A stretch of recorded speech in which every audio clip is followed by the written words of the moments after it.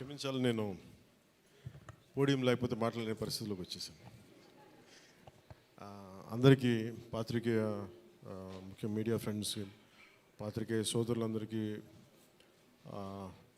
Each and every eminent senior journalist, for all of you my heartfelt apologies for getting delayed. క్షమించాలి, కొంచెం గంటన్నర 2 గంటలు ఆలస్యమైంది. ఈరోజు 26-24 క్యాబినెట్ మీటింగ్ ఉండటం వల్ల అది కొంచెం తర్వాత ఫాలో అప్ రివ్యూస్ ఉండడం లేట్ అయింది. మనస్ఫూర్తిగా క్షమించమని అడుగుతా ఉన్నాను నా ఆలస్యానికి.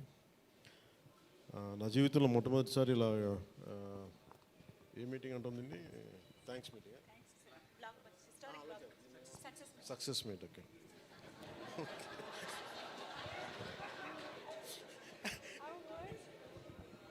కొంచెం పక్క సరిపోతుంది,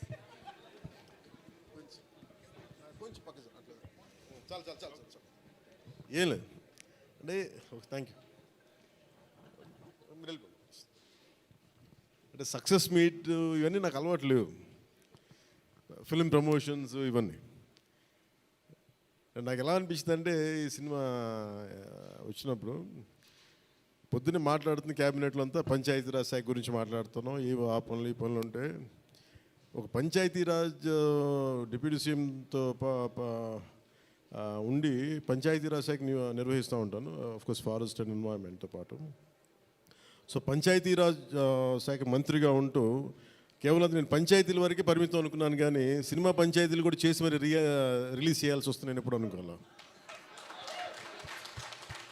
అంటే నాకు ఎందుకు అనిపించిందంటే, నా లైఫ్ టైంలో ఎప్పుడు కూడా నాకు ఏది తేలిగ్గా దొరకలా.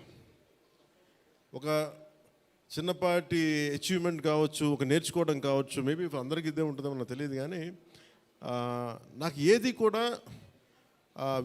ఏమంటుందని వడ్డించిన విస్తరి కాదు నా జీవితం. ఇప్పుడు అన్నీ కింద పడి ఇన్నాళ్ళకి పోనీ మనం డిప్యూటీ సీఎం అయ్యాం, సినిమా అలా రిలీజ్ అవ్వాలి కదా అని 70 రిలీజ్ అవ్వాలి. ఎంత అంటే ఎన్ని ఇబ్బందులు పడాలి, పంచాయతీలు చేయాలి, ఇవన్నీ చేస్తే నాకు ఒకసారి అలసట వచ్చేస్తాయి. నిద్ర లేదు గత వారం రోజులుగా. నా జీవితంలో ఐ థింక్ నేను ఆల్మోస్ట్ ఫిల్మ్ ఇండస్ట్రీకి వచ్చి ఆల్మోస్ట్ క్లోజ్ టు 28-29 ఇయర్స్. ఇన్ని సంవత్సరాలు మాట్లాడిన దాంట్లో మొన్న 2 days ఈ సినిమా గురించి మాట్లాడిన దాంట్లో కనీసం 10% కూడా మాట్లాడి లాస్ట్ 28 ఇయర్స్లో. అంటే నాకు ఒక్కోసారి అనిపిస్తుంది, అసలు సినిమా ఎవరితో మాట్లాడకూడదు, ఒంటరిగా ఉండాలనుకున్నానేమో. నన్ను ఇలా పబ్లిక్ లైఫ్లోకి వచ్చాం.